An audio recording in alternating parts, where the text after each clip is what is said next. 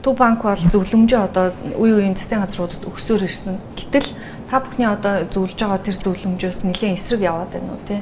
Одоо яг шинэ засгийн газартаа одоо ямархуу байдлаар хамтарч ажиллаж яг юуг зөвлөхөр вэ? Гэхдээ одоо хамгийн түрүүнд л шинэ томилогдсон ерөнхий сайд ч бас хэлж байгаа шиг байна. Ер нь төсвийн зар төсвийн тодтол 2.3 их 84-оор тодтол хийнэ гэж байгаа шиг байна. Тэр бол зайлшгүй.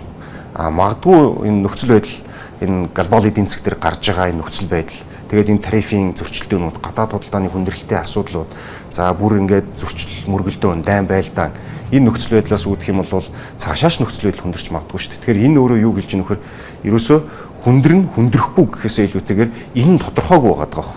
Тодорхой бус байдал гэдэг чинь хамгийн хэцүү асуудал. Тэгэхээр зэрэг ийм орчинтой байгаа тохиолдолд бол бид нэр хамгийн эрсдэл багтаа хамгийн одоо тийм одоо чамбаа төлөвлөлтийг л энэ төсөв дээр бид нар хийх хэрэгтэй. Магадгүй 2.3 их 84-ний таналт шаардлага хангахгүй гэж болно шүү дээ. Цаашаа одоо тийм нөхцөл байдал хүндрэх юм бол бид нар өшөөж таналт хийх хэрэгтэй. Тэгэхээр зэрэг одоо сүүлийн үед энэ бодлого боловсруулж байгаа ер нь Төв банк талаас ч тэр зохицуулагч байгууллагуудын талаас баримталж байгаа баримтлал үзэл баримтлал юу вэ гэхээр бусад улс орнууд дээр тийм манайх ч гэсэн ер нь мөнгөний бодлого дээр бол яг л баримталж байгаа зүйл л зарчим л да. Тэр юу вэ гэхээр data driven гэж хэлээд нь шүү дээ. Тэр нь цаанаа юу хэлж гинэ гэхээр зэрэг нөхцөл байдлаасаа хамаарч бодлогын шийдвэрүүд дээр маш хурдтай маневр хийх хэрэгтэй гэсэн ийм хандлага явж байгаа.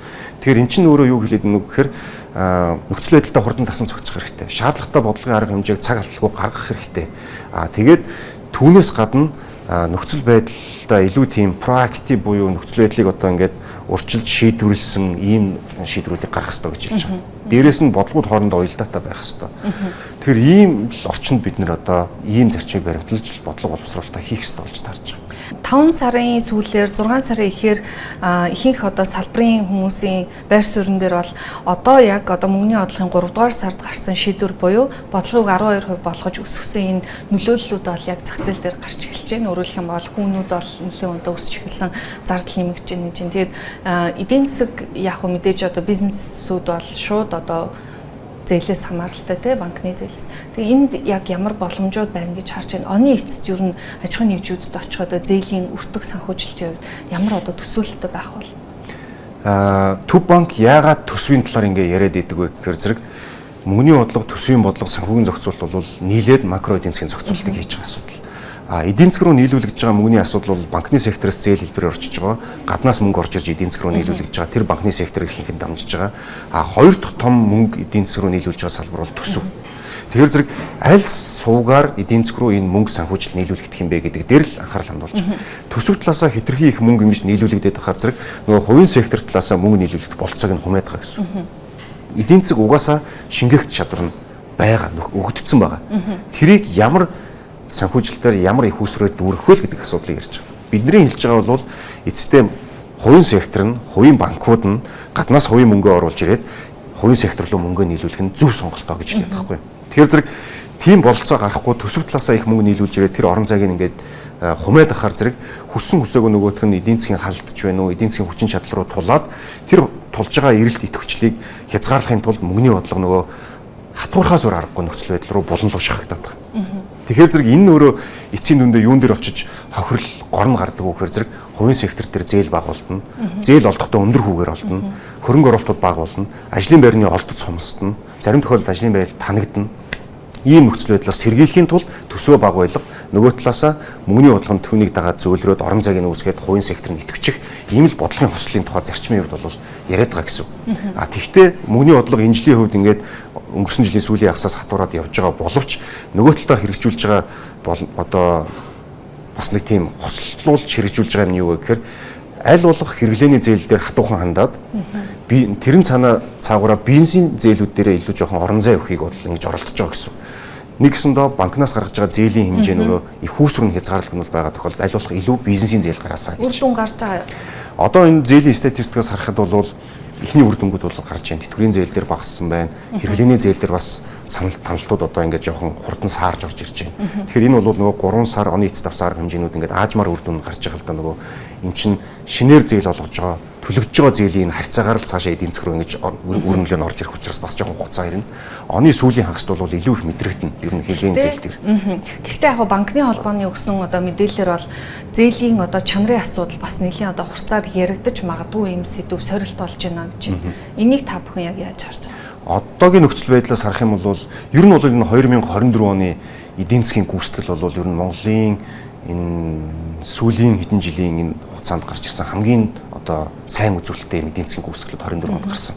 Мэдээж гадаад талаас бол сөрөг шокууд бол орж ирж байгаа. Тэрэнд дасан зохицоход бол сорилтууд их шаардж байгаа тийм. Тэр утгаараа ч гэсэн зээлч зэрэглэлийн олон улсын нөгөө 3 том байгууллага S&P, Fitch гэдэг эдгээр бүгдээрээ Монголын зээлч зэрэглэлийг бидний нөгөө 10 жилийн өмнөөс хойш уруудсан тэрэндээ хүрч чадаагүй байсан төвшил бол хүргэсэн байна. Одоо энэ нөхцөл байдал энэний хүрээнд ч гэсэн нэг хүчин зүйл нь чанаргүй зээлийн асуудал ер нь Монголын түүхэнд байгаагаар хамгийн бага түвшинд бол хүрсэн.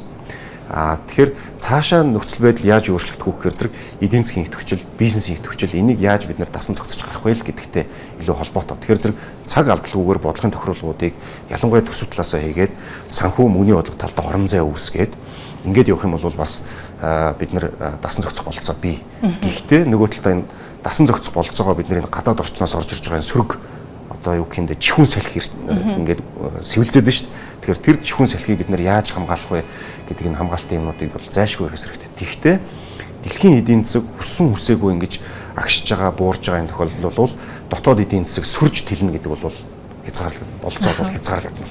Бид нэр энэ хүссэн хүсээг бол уягдчил бизнесээ төлөвлөнө, өрх хэрэглээгээ төлөвлөнө, засгийн газар хэрэглээгээ төлөвлөнө.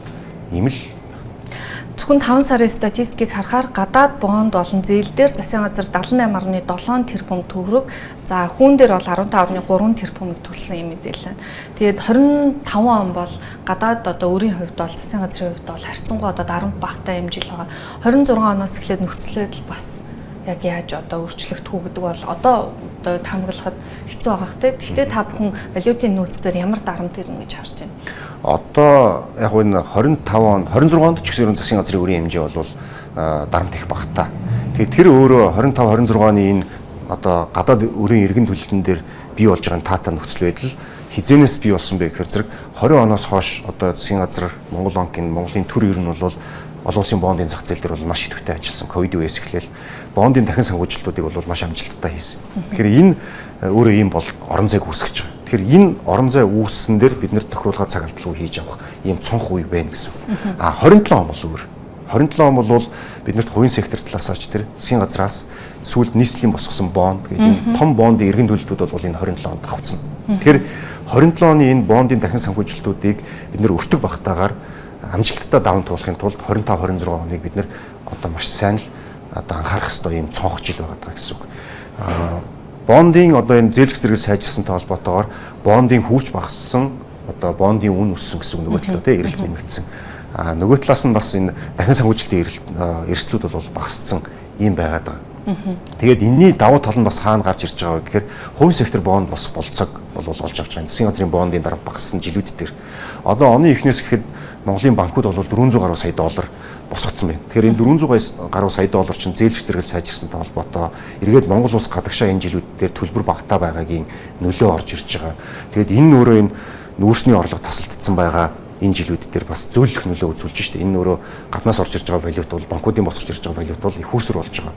Валютын нөөц төр нэмэлт одоо боломжийг дарамтыг нэг зөөлрүүлж өгч байгаа гэсэн. Өнөөдөр үүссэн байгаа валютын нөөц төр ирж байгаа дарамт бол оны эхнээс нийтдээ өнгөрсөн жилийн эхний 5 сартай харьцуулах юм бол энэ оны 5 сар 1.8 тэрбум доллараар бидний орох урсгал эдийн засгт багассан байна. Бид нар чинь 5 тэрбумын валютын нөөцтэй эдийн засаг шүү дээ. Тэгэхэд 1.8 тэрбум доллараар багассан байна. Энэ 1.8 тэрбум доллар юунаас бий болсон бэ гэхээр зэрэг 1.7 тэрбум бүхэлдээ нүүрсний орлоготой холбоотой. Тэгэхээр нүүрсний орлогын ихэнх нь юунаас болсон бэ гэхээр зэрэг өнгөрсөн жилийн эхний 5 сарын байдлаар бид 31 сая тонн нүүрс экспортлж байсан бол энэ жил 29 сая тонн. Тэгэхээр 2 сая тонн хэмжээнд дээр бол ихэнх том юм нь үнэн дээр орж ирж байгаа. Нэгжийн үн тий. Тэгэхээр зэрэг энэ нөхцөл байдал дээр л бид нар одоо валютын нөөц дээр дарамт нь орж ирж байгаа. Тэрний нөлөөнөөс ханшин дээр орж ирж байгаа. Тэгэхээр аль болох ханшин дээр нөөц дээр дарамт баг тэрний эдийн засаг дээр дотроо савлгаа үүсэхгүй байх дээр л оны эхнээс хойш бол засгийн газар ингээд төв банк хоёр бол ингээд ажиллаа яваад байгаа.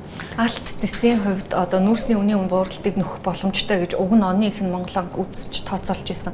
Одоо ийм өөдрөг төлөв байгаа төгсгөлт нь асуухад Энэ жил одоо эх жилийн ингээд түүхийн эдийн эрдэсийн үнүүдийг харахад бол алтны үн бас харьцангуй гайгүй. Бид нар чинь нөгөө 2000 гэдгийг чинь өндөр үн гэж ярьдаг байсан бол одоо 3000 гэдэг алтны үнийн тухай ярьж байгаа тий. Одоо ч гэсэн тийм төвшөнд байна. Зэсийн үн бид нар чинь нэг 5-6 мянгаыг ярьдаг байсан бол нэг 8 мянгаыг дунджаар ярьдаг болсон. За 21-22 оны үед нөгөө буцаад ковидын үед бол 6 мянга бууж ирж байхад бол бас их төвөгтэй нөхцөл байдлыг бид нар мэдэрч ирсэн. Одоо бол эргээд 9 мянган үн ярьж байгаа. За 25-26 оны үн бол 9,000-аас буухааргүй юм төлөвтэй. За магадгүй 27 он гэвэл 10,000 руу хүрэх юм таамаглалууд бол байгаа. Тэгэхээр энэ бол эдийн засгт бас дэмжлэг болно. Нөгөө талаасаа оюутлогын далдуурхан бүтээн байгуул бас дуусаад илүү тэндээс бид нэр орлого бол орж ирэх болцоод байгаа. Ер нь бол нэг 3 тэрбум доллар хүрэхгүй байсан одоо зэсийн экспортын орлого бол 5 тэрбум доллар бол ингээд ирэх гэж байгаа жишээ. Энэ тэгтээ Монголын эдийн засаг руу оюутлогоос орж ирж байгаа мөнгө бол нэлээд хэмжээ нь бол хуучин түвшнээс бол нэг төдийлөн айхтар нэмэгдэхгүй байна. Гэхдээ бид нар 26-27 он дээр энэ оюутлогын төсөлтэй холбоотой нөгөө гадаад үр дээр их яригадад идэг том тоонуудын үндсэн төлбөрүүд хийгдэж эхлэх байна. Энэ нь өөрөө эдийн засаг руу орж ирэхгүй байгаа мэт боловч өөрөө бидний гадаад үрийн ийм бас эерэг ийм мэдээлүүд болж эхэлнэ. Тэгэхээр зэрэг ийм одоо нэг давуу талууд бол байгаа. Алтны хувьд бол үнэн сайн байгаа боловч бидний хэмжээний хувьд бол бас тийм төдийлөн сайн биш байгаа. Бид нар нэг жилдээ нэг 20 тонн алт авдаг байсан бол энэ жил 20 тоннд бол өнгөрсөн жил бол хүрээгүй. За энэ жил ч бас хүрэхээргүй юм төлөв байдалтай байна. Гэхдээ үнийн нөлөөлөл бол 90 нөлөөлөлд бол орж ирж байгаа.